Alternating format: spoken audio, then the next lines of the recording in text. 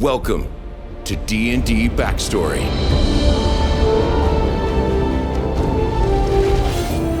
This is the origin of Gulnag Rixnix, the Goblin Chronurgy wizard.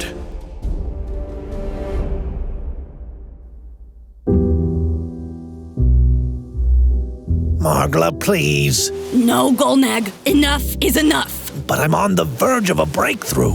We're leaving, Gulnag. There's just too many pleases and almosts.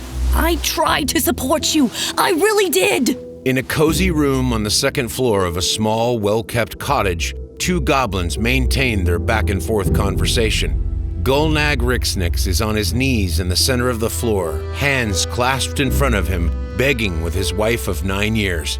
Margla Rixnix is moving all about the bedroom, gathering belongings carefully into a satchel at her hip, tears running quietly down her face. Finally, she turns and looks at her husband and the father of her children, eyes full of sorrow and resolve. I have loved you since we were children, Gulnag.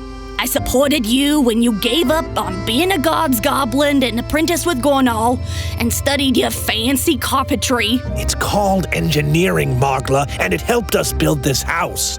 But before you had your breakthrough, Gulnag, we were living in a shack, raising Selwig on barely enough food to keep her alive. I have supported you through every moment of every day since we've been together. And I believed in you and your genius since I was 4 years old. But I won't go through it again. I won't risk being out on the streets again with 2 kids just because you met that bastard Kilgore and decided that you were a wizard. That's not fair. Gulnag speaks with passion, but stops short of raising his voice. Kilgore was a stranger in need, and I saved him. He taught me incredible things, Margla. And the message he left me with is potentially world-changing. You've seen what I can do now. You know I'm making quick progress. I'm on the verge of a magical breakthrough, Margla. And then I can provide for you all while still fulfilling Kilgore's task. Please, just give me a few more days. The tears are running more rapidly, but Margla holds her husband's gaze firmly and speaks with a finality that threatens to break his heart.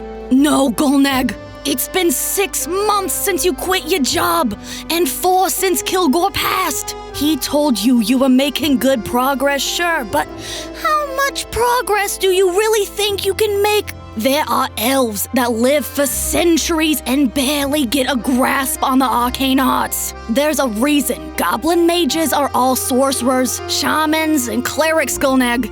If you and I eat healthy, exercise regularly, and stay out of danger, we might live to see 50 years old. If you continue down this path and insist on pursuing magic and crossing the world, Gulnag, I don't believe you'll live to see the end of the year.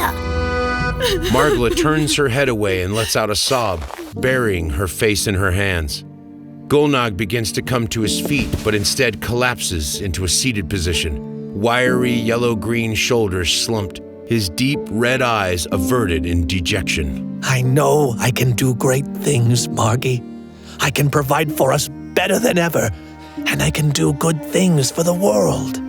I'm going to master time itself, and then it won't matter how long we're supposed to live for, my heart. I just need a little more time. Margla crosses to the center of the room and gently takes his face in her hands, tilting his head up until the 2 goblins are near nose to nose. There's only so much a goblin can take on faith, Gully. You've always been a genius, but there's a thin line between that and crazy. And you've crossed it when you let that wizard give you that spellbook and get into your head. In your pursuit of time, you haven't spent any of it with your children or your wife. And the wilder your ideas get, the more convinced I become that you're gonna get yourself killed. I love you, Gully. I always will. But I have to protect the kids and myself. She lowers her face and delivers a tender kiss to his forehead. He can feel her tears running from her cheeks to his temples. She withdraws and once again turns away. You should go say goodbye to the kids. Caggy'll be here soon with the wagon. We have to be ready to go. Gulnag lets out a sound halfway between a sigh and a choked sob. before wiping the tears from his eyes with a forearm and slowly rising to his feet. I love you too, Margie.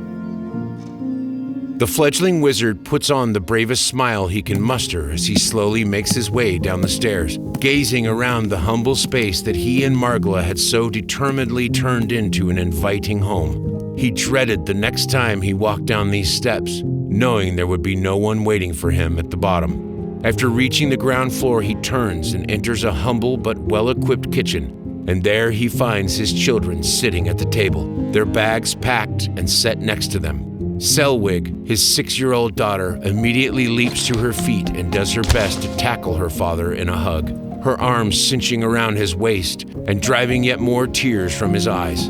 The mage's 3-year-old son, Grillip, remains seated, his eyes fixed on the favorite toy he is twisting in his hands, a peculiar spinning top. As his father slowly approaches the table, though, Grillip looks up suddenly and leaps into his father's arms, sniffling loudly. Selwig looks up at her father, sad and confused. I still don't really understand, Daddy. Mr. Kilgore left me an important job to do, sweetie. It's one that really needs to get done. And your mom and I think it's too dangerous for us to stay together. So you all are going to stay with your Aunt Kagi, at least until I can finish this quest. Does this mean you don't love us anymore? Grillip lets out a wail and buries his face into his father's shoulder, and Gulnag's heart shatters for the 3rd or 4th time that day. No, buddy, no. It just means that you two are the most important thing in the world to me. And even though I have to do this thing, this is the best way to make sure you're safe and happy. I'll always love you. Okay.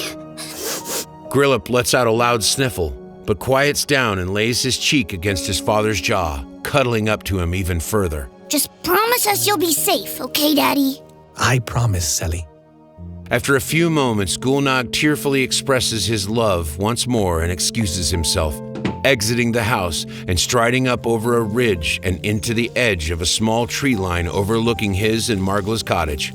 At some point, as he stands there gazing, he registers a deep, hesitant bird call and is unsurprised when he feels a fierce presence looming over him. Seated as he is, his eagle-owl familiar towers over him from her full standing height, her malicious orange eyes struggling to express any emotion other than the icy gaze of an apex predator.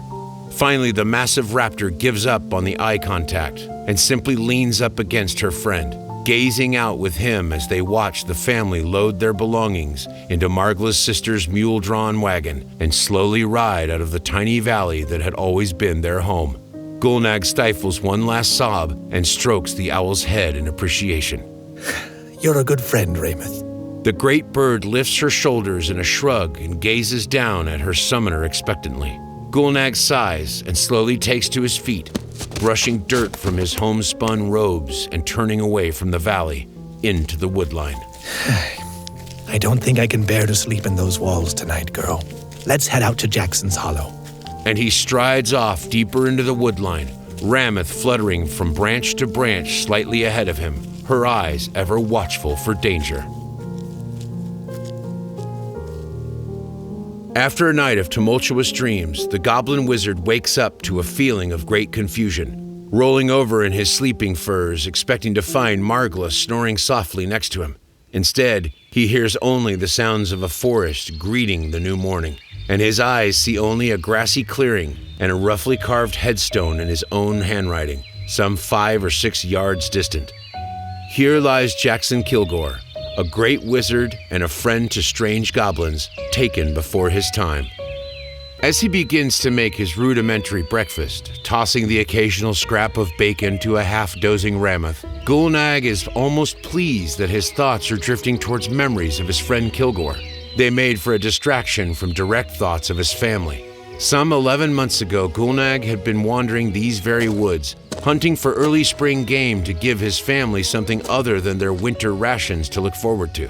The hunt was, for the whole, wishful thinking. Gulnag wasn't the worst shot in the world, but he was far from the best, and the woods had never been an environment he was fully comfortable in. As the day passed, Gulnag found himself lost, having seen no game whatsoever, when he stumbled into a clearing and the encounter that changed his life. By mere chance, he had wandered across a forest path and a mugging in progress. A human man was lying on the ground, dressed in robes, reaching desperately for a wand lying just out of his grasp. An elven man in brown leather armor was rifling through a battered pack on the ground, and another elf and a dwarf in a similar garb were methodically stomping the human man into the dirt. What's going on here, gents? Gulnag had called out, and immediately the two elves had broken off and begun advancing upon him, drawing daggers. Gulnag knocked an arrow with trembling fingers and let it fly, watching with horror as it flew straight between the two advancing muggers. As they laughed maliciously, he began to turn away to flee, until out of the corner of his eye he watched the two elves slow to a snail's pace, nearly freezing in their movements before being blasted off their feet by a barrage of glowing arcane bolts. Bringing himself back to bear on the clearing, Gulnag had gasped in wonder as he beheld the abused human, a tiny owl perched upon his shoulder, wand held outward in one hand and withered spellbook held open in the other. The dwarven assailant lying dead near his feet with Gulnag's spent arrow in his throat. They really had the drop on me. You just saved my bacon. The wizard had limped over to where Gulnag was standing, shocked, and it had taken a few seconds for Gulnag to recognize the hand held in front of him and take it slowly in his own. My name's Kilgore, Jackson Kilgore. Beyond pleased to make your acquaintance. Gulnag Rixnix. Kilgore is a strong name and a damned good one. Would you like to have dinner with me and my family, Kilgore? We'd love to hear your story, and you saved my ass just as surely as I saved yours. The human wizard spent the next several months living on the outskirts of the Rixnix property, making a home in the hollow where he now laid at rest. His wounds had seemed to take a peculiarly long time to heal, but he had still more than earned his keep, using his wizardry to aid Gulnag with maintenance of the home and the spring planting. He proved to be an expert at keeping the kids entertained, and once he realized what a curious, intelligent friend he had in Gulnag, he quickly began instructing the Guards-Goblin turned carpenter turned engineer in the basic foundations of the wizardly arts and the secrets of his own peculiar time-based magic. Only several months into his stay, he had finally and truly confided in his pupil, sharing the nature of the wasting sickness that he had been fighting in secret, and of the message he had been attempting to deliver before his wounds had forced him to lay low. Mere weeks after that conversation, Kilgore was on his deathbed, and a tearful Gulnag had found himself swearing to continue to pursue magic, and to find the Harpers and pass along his friend's important warning to them.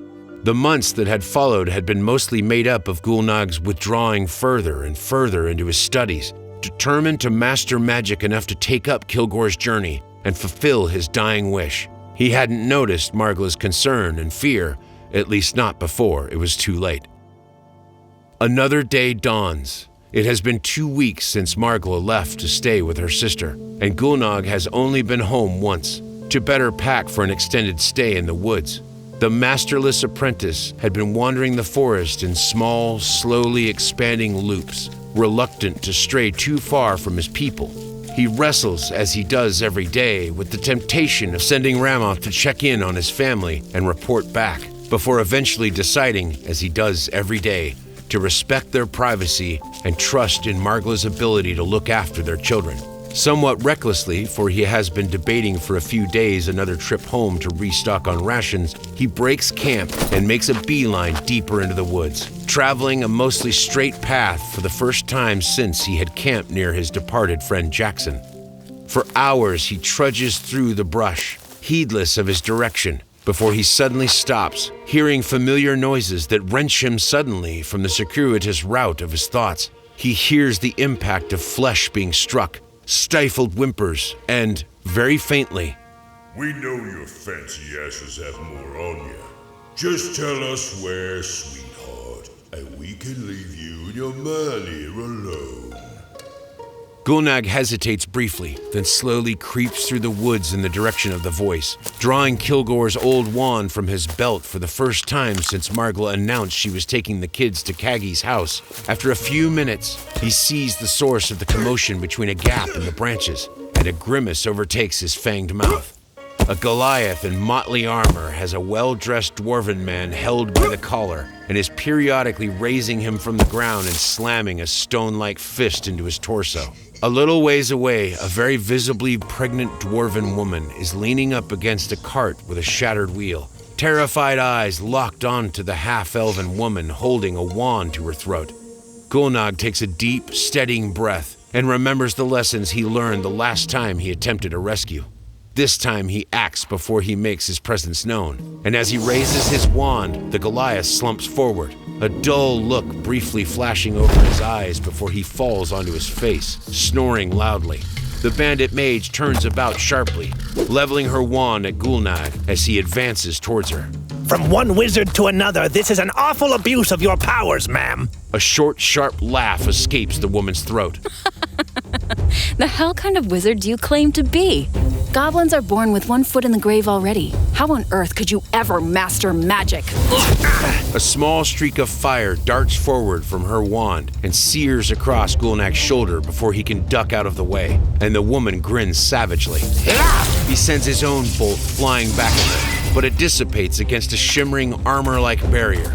Gulnag grimaces again, afraid his voice might betray him. The woman laughs once more and lets him continue his approach, flinging potshots at him before she suddenly lunges forward and holds her wand an inch from his forehead. Die, cretin! And a roaring column of fire emerges from her wand, engulfing the goblin entirely. Gulnag is consumed and burned so suddenly that he doesn't even register the pain, just a sudden weakness and the smell of burning flesh and clothing in his nostrils. As he falls to his knees defeated, Gulnag recalls a statement by Kilgore months ago. Wizardry is all about technique and brains, Gulnag, but chronergy, that's all about exploring possibilities. And on the heels of this fleeting memory, an image of his children laughing fills his mind. A memory of the first picnic they went on as a family of 4. Gulnag grits his soot-covered teeth and clenches his smoldering wand in a white-knuckled grip. With his dying breath, he casts his mind outwards, and 1,000 possibilities suddenly flash before him, each one fractionally different than the last. As his consciousness fades to darkness, he seizes desperately onto one of these alternate outcomes and focuses the entire might of his will onto it. And suddenly, he's standing 3 inches to the left and 3 seconds into the past of his previous position, having dodged the bulk of the flames successfully. What the? The half-elf wizard can't finish her sentence before Gulnag jams the tip of his wand into her stomach, and she too collapses to the ground, dead asleep. Evocation is a strong course of study, dear. He stomps downward and snaps her wand in half. But my knowledge comes from an even mightier school. Sunset finds the minuscule wizard kneeling on the ground, affixing a pouch to the leg of his feathered friend. Held inside the pouch are 15 platinum coins given to him by the dwarven nobles he now shares a camp with, and a hastily scrawled note to Margla, explaining the source of the sudden windfall and expressing a heartfelt apology for losing himself in his work, telling her that he understands her decision and hopes that one day she'll forgive him. Ramath takes to the skies, surging powerfully into the drizzly dusk to deliver her burden to Margla miles away. Gulnag dozes off soon after she fades from his view, only to be awoken fewer than 20 minutes later by a tapping on his shoulder. Confused, he turns and makes eye contact with an exhausted-looking raven, and leaps to his feet in shock when it opens its beak, and his wife's voice emerges from its throat. Gorno loved one of Selwyg's designs so much that he offered to apprentice her. He also got his druid friend to send these messages. Can you... A bedraggled barn owl lands gently on Gulnag's other side, opening its beak and immediately picking up where the raven had cut out. You believe that? Crap. Word limit. I'm sorry for reacting so strongly. I still think you're crazy, but that's part of why I love you. In the 10 minutes and change it takes the next messenger to arrive, Gulnag finds himself overcome with a joy and a relief he never expected to feel. A squirrel finally dashes out of the woods to present itself to a shocked wizard, continuing where the owl left off. Gulnag, you want to master time itself? Fine. Just come home and see me and the kids on a regular basis, okay? And Another 10 minutes pass, and Gulnag is literally dancing a small jig of joy when a Luna moth lands on his nose. Ridiculous, rationalizing, brilliant goblin. I love you. We love you. We believe in you. That's it. No, not exactly 25 frickin' words. Don't look at... When Rameth returns successfully after her long round trip, the mighty bird is briefly taken aback. Lying in his furs, her companion is sleeping more soundly than he has in months, a smile playing across his dreaming face. The great predator pauses, cocks her head curiously, and finally alights on a branch above her friend, gazing out and listening into the dark forest. She would keep watch over him, as she always did, and she would exchange good news with him in the morning. Selwig and Grillip had nearly broken her wings with a hug 4 hours ago, when she had entered Caggie's home to deliver her package, and Rameth was eagerly looking forward to transferring that memory to her goblin friend when he awoke.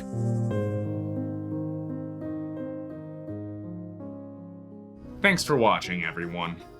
Links to all of our characters' character sheets, our other character breakdowns, and all of our backstories can be found in the description below. Make sure you subscribe so you keep up to date as we release more and more characters and new content for you. And if you'd like to support us even further, a link to our Patreon can also be found in the description below.